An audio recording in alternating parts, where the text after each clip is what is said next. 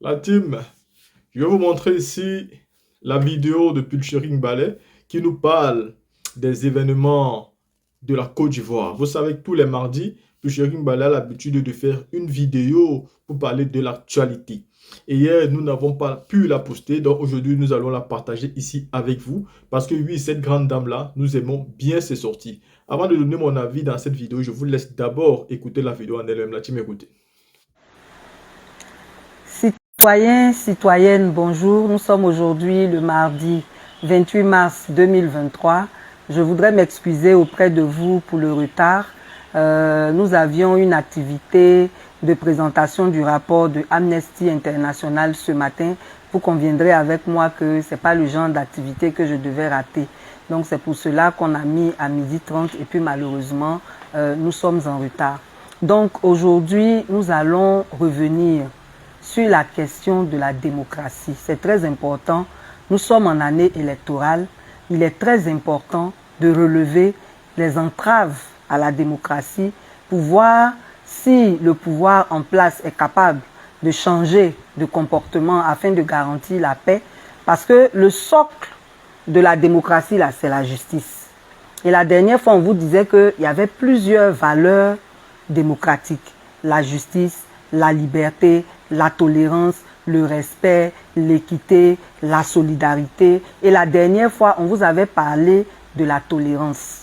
Pour dire que c'est important, quand on se prétend être démocrate, d'accepter le droit à la différence. D'accepter que s'il y a pluralité de partis, c'est normal qu'il y ait pluralité d'opinions. On n'a pas besoin de tuer quelqu'un parce qu'il n'est pas de notre avis, parce qu'il n'est pas de notre parti, parce qu'il n'est pas de notre bord.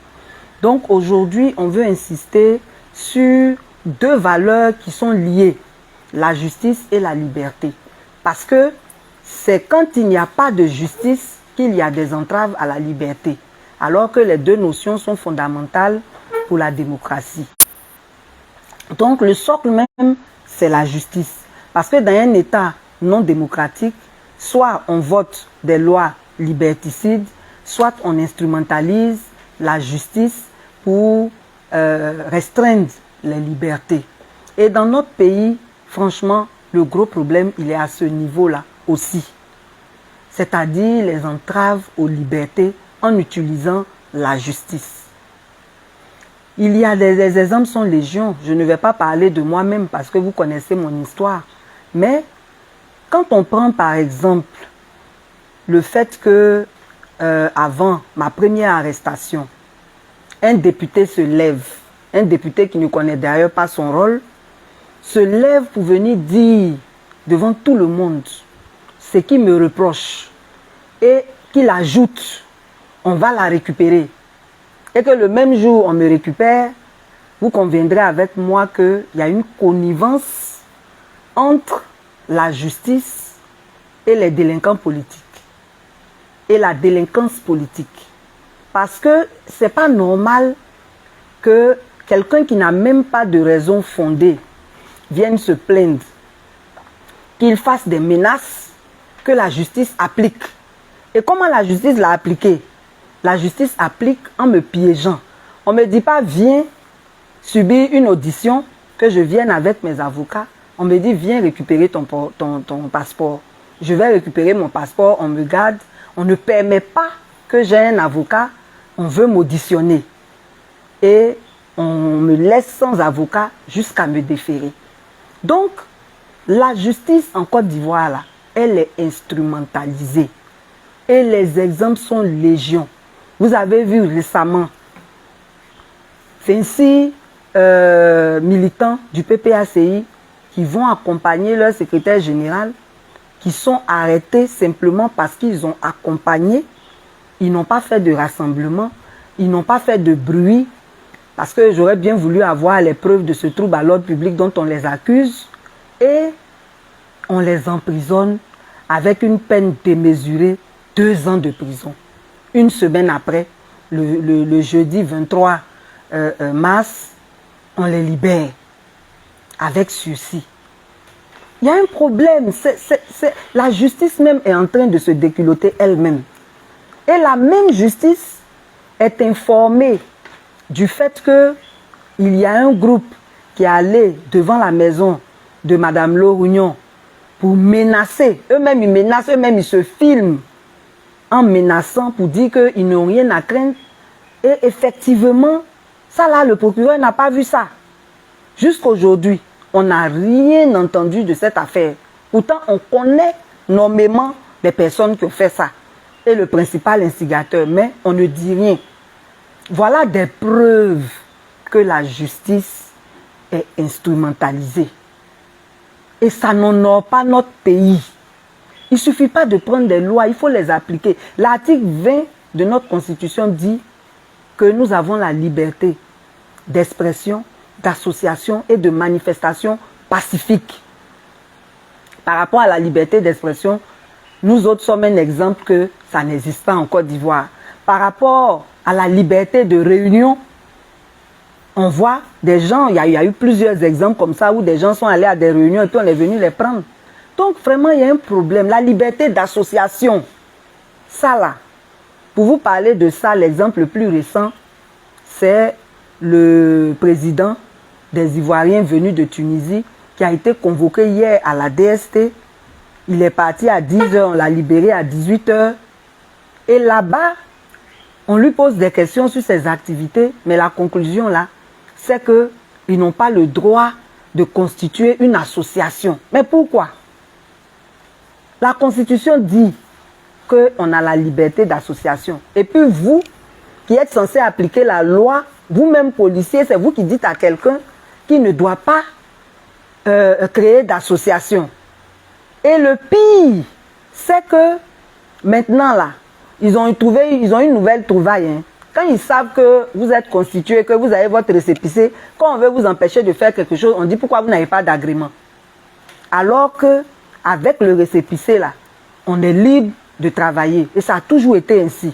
Mais la nouvelle trouvaille pour 2023, si vous n'avez pas d'agrément, vous ne pouvez pas faire certaines choses. Donc vous voyez qu'il y a un problème. Et pour revenir à cette affaire de Tunisie, en plus qu'on est menacé pratiquement, le pauvre, de ne pas créer d'association alors qu'ils ont le droit. Mais nous autres là, ça fait que nos interrogations étaient justifiées. Vous vous souvenez quand je vous ai parlé du problème de la Tunisie, je vous ai dit que la majorité des Ivoiriens en Tunisie sont à l'intérieur du pays. Donc, si on veut aider les Ivoiriens, c'est bien d'envoyer des vols pour aller les prendre. Mais ces vols-là, c'est à Tunis, la capitale. Comment ils font pour rallier la capitale là? C'est là que l'État devrait travailler. Parce que si tu es noir, que tu n'as pas tes papiers, tu ne peux pas monter dans le car pour venir à Tunis. Donc tu fais comment pour venir prendre l'avion à Tunis pour rentrer en Côte d'Ivoire? Il y a ce problème-là. Mais l'autre problème qu'on avait posé, c'était que il ne suffit pas d'aller prendre les gens pour les ramener au pays. Il y a des gens qui sont partis là-bas pour étudier. Supposez que quelqu'un a étudié, il est en dernière année, il a fini de payer. Il faut qu'il termine ses études. Là, le gouvernement fait quoi pour ceux qui doivent rester, qui sont obligés de rester pour une raison ou pour une autre? Le troisième problème, c'était ceux qui sont venus. On leur donne 160 000, on dit c'est leur transport. C'est bien. Transport là, 160 000 là, c'est beaucoup pour transport. Mais puis après là, il y a quoi derrière? On leur promet qu'on va leur faire des projets sans calendrier. Et moi, je pense que c'est pour ça qu'on menace le pauvre. Parce que quand ils vont s'organiser, ils vont exiger ce qu'on leur a promis. Et c'est tout à fait normal. On n'a pas obligé quelqu'un à faire des promesses. Donc si quelqu'un fait sa promesse à moi, je peux le suivre pour dire non, tu m'as promis, il faut me donner. D'autant plus que tu es l'État. Voilà. Donc aujourd'hui, en le menaçant, parce que les gens cherchent à s'organiser, ça prouve qu'on ne veut pas tenir parole. Ou alors on va le faire pour ceux qui sont de leur bord et puis on va laisser les autres. En tout cas, nous, on est libre de penser ce qu'on veut. Et ce qu'on pense là, c'est ce que je suis en train de dire. Et si ça vous interpelle, c'est à vous de faire les choses correctement. Donc, il n'y a pas de liberté d'association, il n'y a pas de liberté d'expression, il n'y a pas de liberté de réunion, il n'y a aucune liberté, il n'y a pas de liberté de marche pacifique. Parce que depuis que nous autres, nous sommes dans la lutte, on n'a jamais autorisé nos manifestations. Mais quand c'est un groupe qui est du côté du pouvoir, qui veut manifester, il n'y a pas de problème. On les encadre et ça se passe bien. Mais quand c'est nous là, on refuse toujours. Nous sommes en année électorale et je l'avais dit, les militants du PPACI qu'on a arrêtés là, c'était un message pour nous. Quand on dit aux gens, vous ne pouvez pas accompagner les gens là, c'est pas, si on ne peut pas accompagner là, c'est pas marche on va pouvoir faire. C'est pas manifestation on va pouvoir faire. Donc là, c'est à nous de comprendre ce dans quoi on est. C'est à nous de comprendre qu'en cette année électorale, les signaux sont mauvais. C'est à nous de comprendre qu'on doit exiger que les principes démocratiques s'appliquent. C'est notre droit. Et si on a compris cela, on doit faire ce qu'il faut pour que nous obtenions nos libertés. Pour que nous soyons libres de faire ce que la Constitution nous autorise à faire. Il y a une prise de conscience collective à avoir.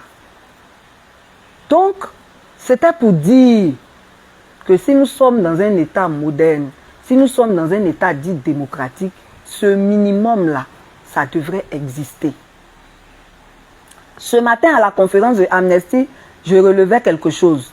Parce que le responsable a dit, on a de bonnes lois et tout ça. Mais non, on a une bonne constitution. On a peut-être de bonnes lois. Mais après, là, on traficote ces lois-là. Quand la constitution te dit que tu as la liberté de manifester pacifiquement, et que le code pénal qui est en dessous de la constitution vient te dire que si tu n'as pas d'autorisation pour manifester, tu es soumis à des amendes et à des peines d'emprisonnement, il y a un problème. Le code pénal n'est pas au-dessus de la constitution. Pourquoi est-ce qu'il est anticonstitutionnel? Et c'est ces détails-là qui sont importants qu'il faut relever parce qu'après, c'est ça là, on prend nous autres là pour nous brimer. Pour manifester pacifiquement là, on déclare, on ne demande pas autorisation de quelqu'un, on informe l'autorité que nous là, on veut manifester pacifiquement. Quand l'autorité est de bonne foi, elle vous appelle. Je le répète parce que la répétition est pédagogique. Elle vous appelle, vous vous entendez sur les dispositions de cette manifestation-là. Et puis la manifestation se tient sous la supervision des forces de l'ordre. C'est comme ça. Donc, bref, il y a ce pan-là qui est important pour qu'on se prétende être dans un État démocrate. Mais en même temps, cette même démocratie, je vous l'avais dit que, je vous avais déjà dit qu'il y a des caractéristiques qui matérialisent la démocratie. J'avais parlé de la séparation des pouvoirs, on ne va pas revenir dessus, parce qu'on a déjà montré même que la justice est inféodée à l'exécutif là. Déjà, il n'y a plus de séparation de pouvoirs. Je parlais tout à l'heure des libertés. Mais il y a aussi la souveraineté du peuple. Souveraineté du peuple là, ça s'exprime comment? Ça s'exprime dans les urnes. Mais je le répète encore, pour que ça s'exprime dans les urnes, il faut que les conditions des élections soient transparentes. Pour que les conditions des élections soient transparentes, il faut que les organes qui organisent les élections soient crédibles. Et dans notre pays là, ce n'est pas le cas. Donc nous voulons interpeller toute l'opposition. Si vous avez les moyens d'aller jouer à une comédie d'élection pour gaspiller, il n'y a pas de problème. Mais si votre objectif, c'est de gagner, alors il faut travailler dès maintenant. On est à 5 mois des prochaines élections pour que les conditions soient remplies. Aujourd'hui, la dernière fois, je vous avais parlé du côté institutionnel, la CEI et le Conseil constitutionnel qui ne sont pas crédibles. La prochaine fois, on va parler du côté législatif, le code électoral et du côté opérationnel, c'est-à-dire comment les choses même se passent sur le terrain, les biais là, de ce qui se passe sur le terrain, on va en parler la prochaine fois. Mais pour ne pas être trop longue, je vais juste dire que bientôt, dans la plupart des partis, on va désigner les personnes qui seront les candidats des partis. Il y en a qui ont déjà commencé, on a vu avec le RHDP, d'autres n'ont pas encore fini de se déterminer. Le jeudi prochain, il y a un congrès au PDCI. Mais ce que je voudrais dire à l'endroit des responsables du parti, c'est que il faut arrêter avec les cumuls de postes. Si vous n'avez pas honte là, nous on a honte. Eh, une seule personne, il est tout à la fois. Hein? Il est ministre, il est président du conseil régional, il est député, il est maire. Mais il y a un problème. Quand même, la Côte d'Ivoire regorge de beaucoup de ressources humaines, de beaucoup de compétences dans vos partis là. Il n'y a personne qui peut occuper ces postes là. Et puis c'est une seule personne qui concentre dans une région tout ça à la fois.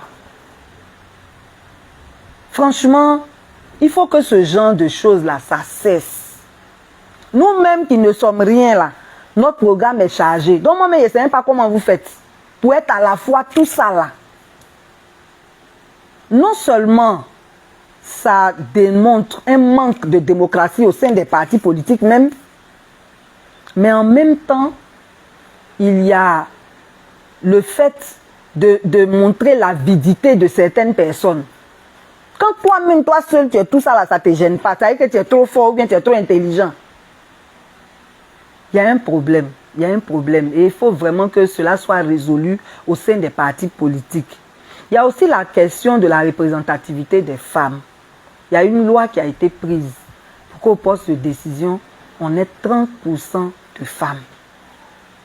Mais ça commence par les responsables des partis. Si dans votre parti, il n'y a pas suffisamment de femmes pour qu'on puisse atteindre cela, ça peut se comprendre.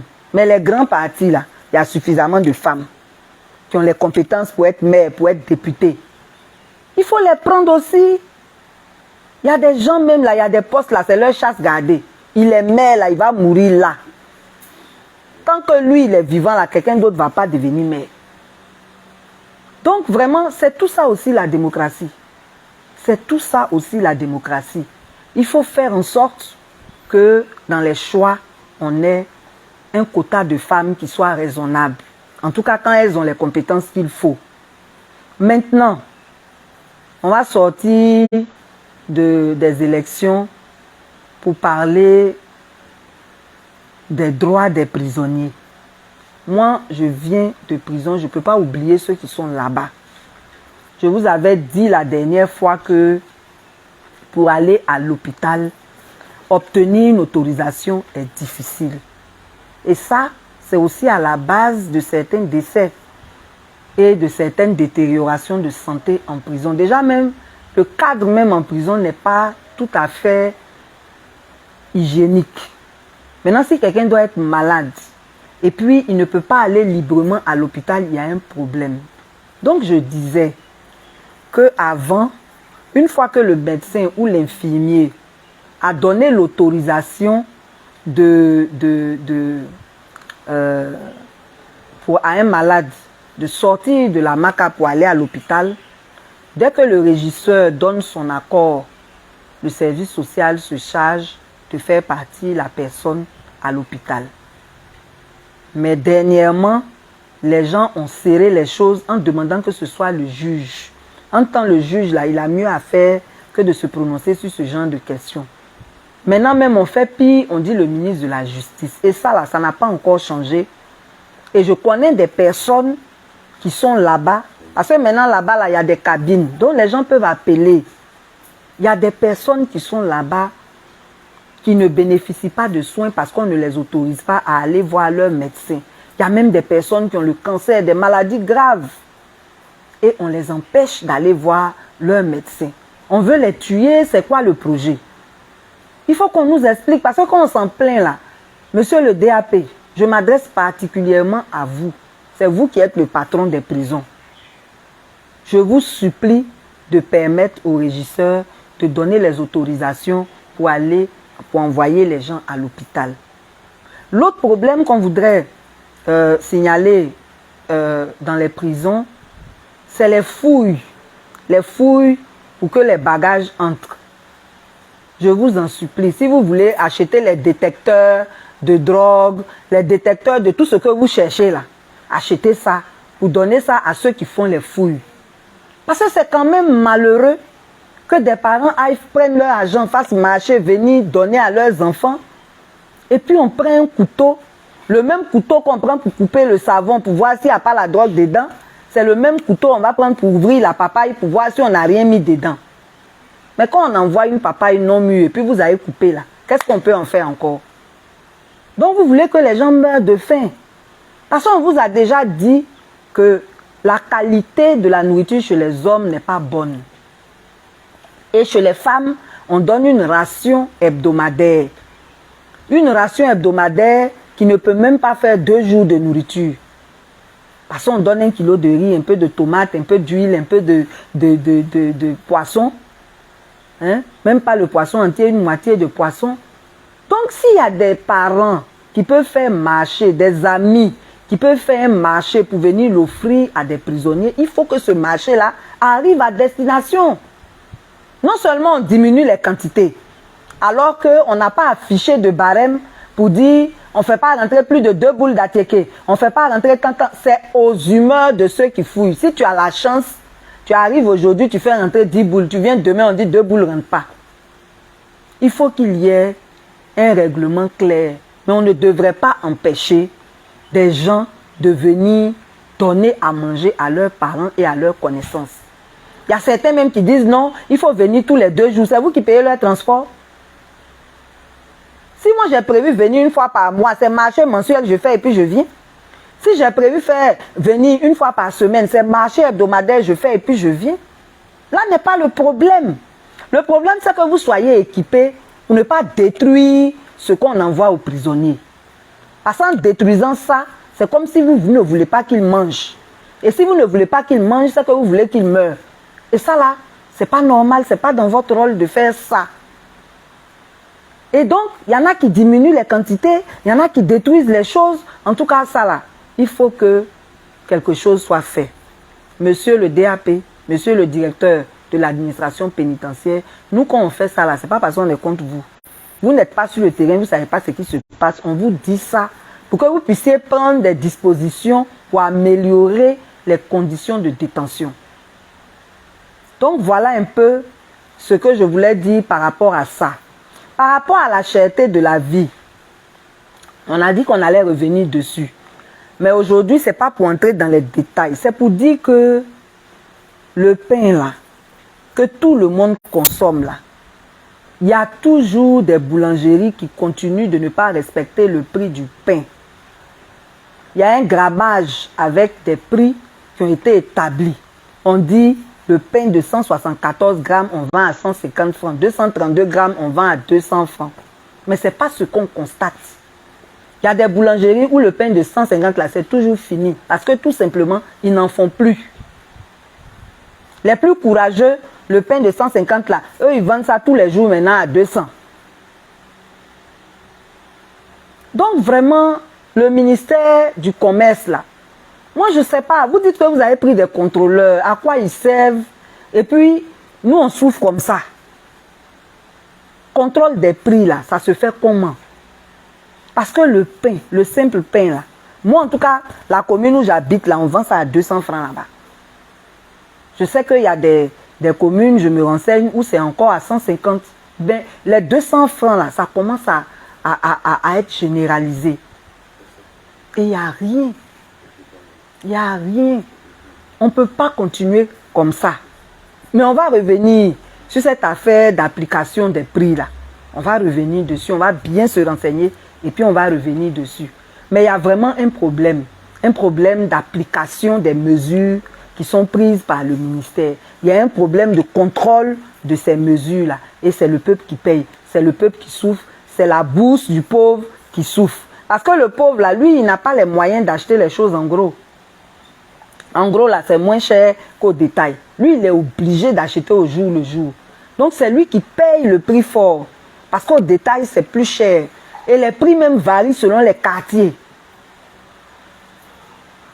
Donc, pour aujourd'hui, on va terminer en insistant sur une question parce que souvent, il y a une question qui revient.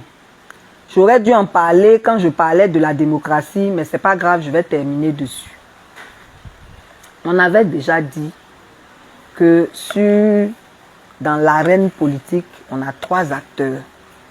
On a le pouvoir en place, on a l'opposition, on a la société civile. Et dans la société civile, on a 2 groupes. on a les libres penseurs, les universitaires, les journalistes, les écrivains, et puis on a les organisations de la société civile. Un des plus gros problèmes de la démocratie en Côte d'Ivoire, c'est l'échec de la société civile. C'est le fait que la société civile n'assume pas son rôle. Il y a beaucoup de responsables de la société civile. Eux, leur objectif là, comment ils vont faire pour se faire voir, pour qu'on leur donne des postes, c'est tout. Ils font semblant de lutter. Quand on leur donne des postes, ils s'asseyent, ils ne parlent plus. Et c'est pour ça que nous qui parlons là, les gens qui sont de mauvaise foi disent que non, c'est l'opposition qui est derrière. Ce qu'on dit là, c'est faux. Avant même de penser bêtement comme ça là, il faut se demander, mais ce que la personne dit là, c'est faux ou bien c'est vrai? Moi, c'est sur ça que je vous attends. C'est pas sur autre chose.